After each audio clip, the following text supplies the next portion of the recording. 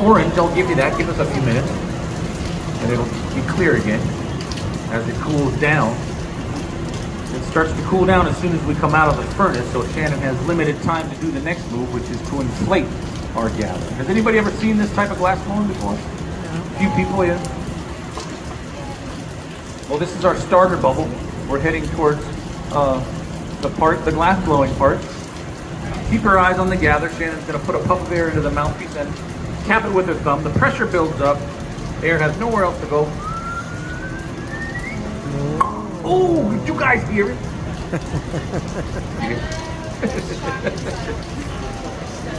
Okay, I made a little popping noise. You guys might have been able to see that air shoot out of there. Could everybody see that part? Yeah.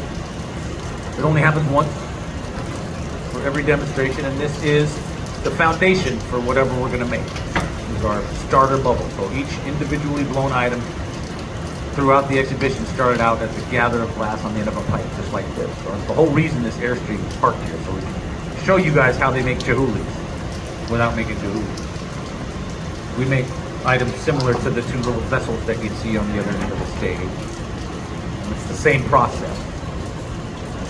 So that's the whole idea there, to show you guys how they make the stuff. So in order to make that scale, get that size, we need more material. So we need another gather.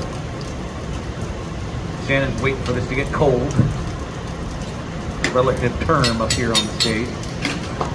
It's lost most of that orange glow. It's not moving anymore. It's starting to look like clear glass. It's still about 1,000 degrees, but that's cold in glass blowing. Cold enough to gather again.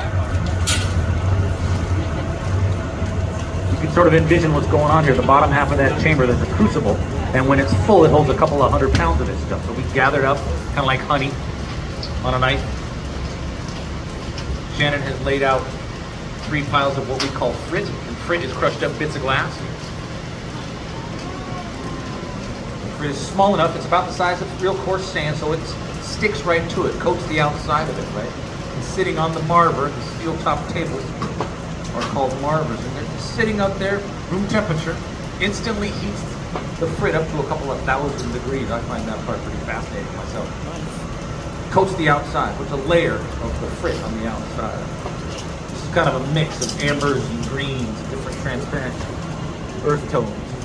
We also have some frit that is more of an opaline color called Sahara. It's kind of an opaline brown. Gonna add a little bit of that to the outside too. And what the frit gives us is all these spots and speckles that you guys would have seen throughout the joint. Yeah, different sizes. The size of the frit dictates the size of the spot. Depending on how dense you want your color to be, you just go back and forth between the furnace and the frit, layer after layer. I think that's going to be it for the frit on this one. No, that's enough frit for this one. We're going to sit at the bench. Then we'll start to introduce some of the hand tools to you guys, the first of which is called a block. It's a shaping tool. It's made of wood. There's still a bubble inside here. It can get a little distorted as we roll it on the table. So this helps even it out. We want it nice and round and hot all the way through before we start inflating, shaping it. Oh. Now we can start puffing it. Generally, we like to work the bubble a little long, so we just let it stretch. Flip it over our head because it looks cool and it speeds up the process.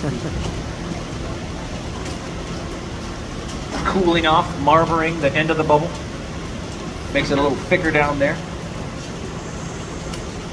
The tip of the bubble is the bottom of the piece.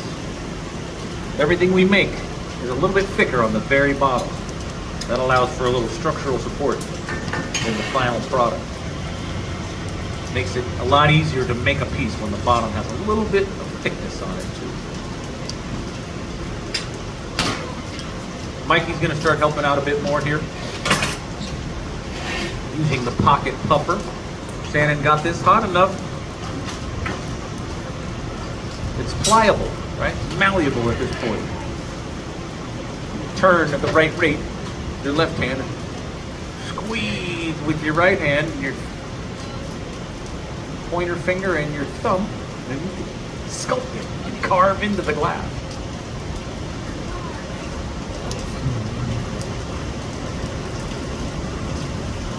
sizing a line right off of the head of the blowpipe, and that's going to be the opening.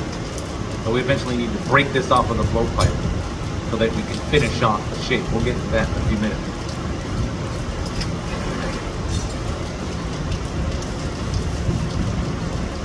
Now while it's still moving and glowing just a little bit, it's not really hot enough to do anything. This glass doesn't start to move until about 1600 degrees Fahrenheit.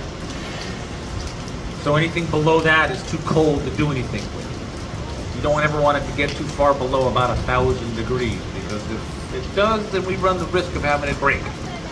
Doesn't care how long you've been working on it, trust me on this one. If it gets too cold, then any part of the process is going to break. We have a pan to catch all that stuff.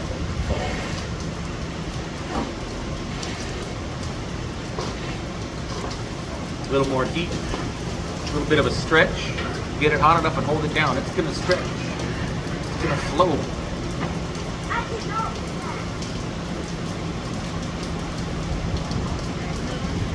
Concentrating our efforts on the profile of the piece, inflating it a little bit more. We need to make it flat on the very bottom so it has a way to sit on the table.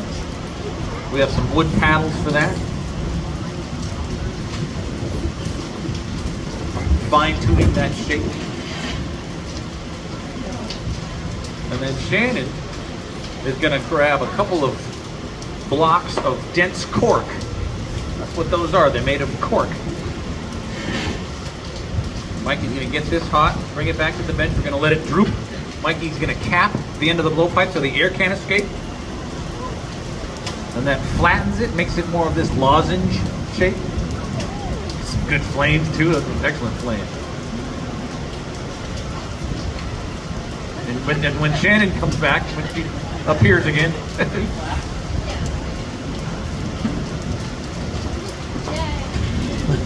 the cork is a nice natural material to use. You know, the wood, we use wood, cork, newspaper. Those are all nice organic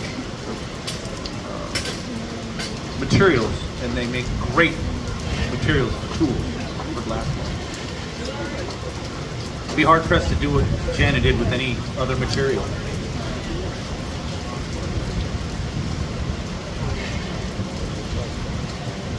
And now Mikey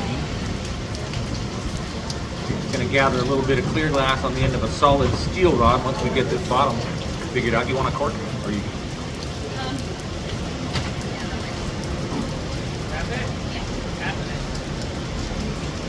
So again, just trying to make that flat on the bottom there. Fine tuning the very bottom. Mikey's going to take a little gather of clear glass on the end of this solid steel rod. This one's called a punty. P-U-N-T-Y. We'll shape it up in such a way and present it to Shannon in such a way that we can attach it to the bottom of the piece. Then we're going to break it off with the blowpipe, effectively flipping it around so that we can work on that lip, the opening. This is a pretty abstract part of the process if you've never seen it before.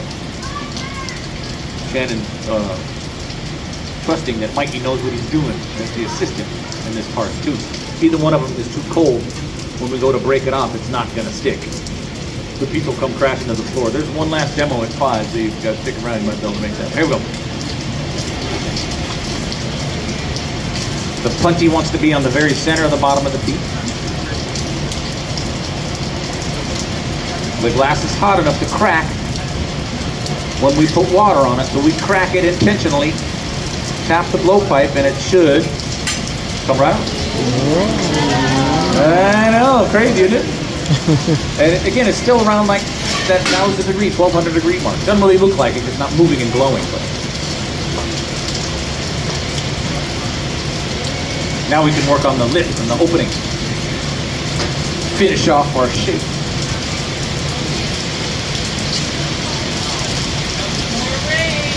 It's coming down now.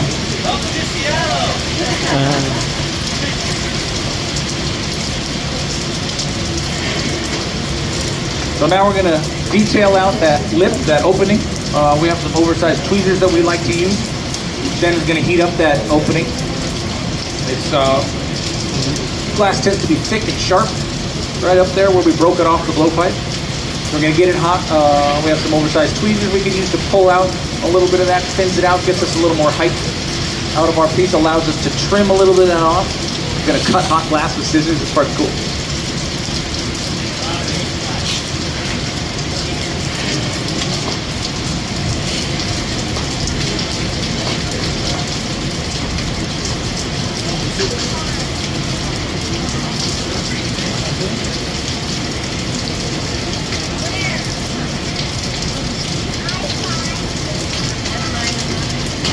So before going to trimming, it broke off so straight, we're just gonna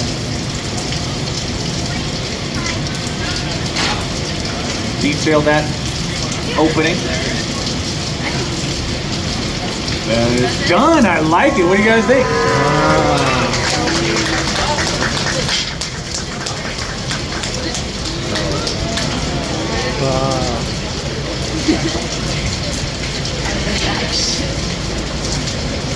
So now we need to get it off of the punchy safely. The burnt on one end.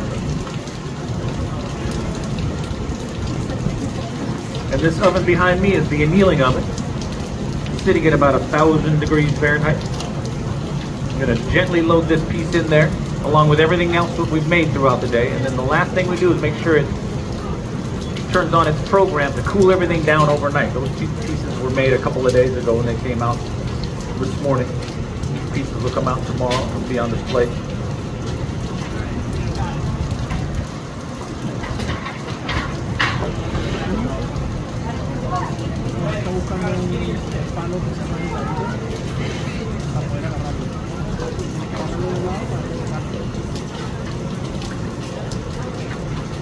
So we need to make sure this piece is about that 1,000 degree mark when we load it. If it's too hot, it's going to slump. If it's too cold, it's going to break as soon as we try and break it off. Here we go, a little tap.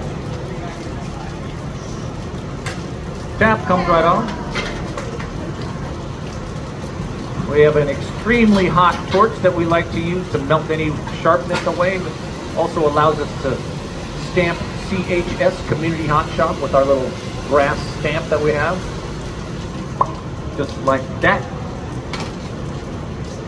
Into the oven it goes, and we'll see you in the morning with everybody else.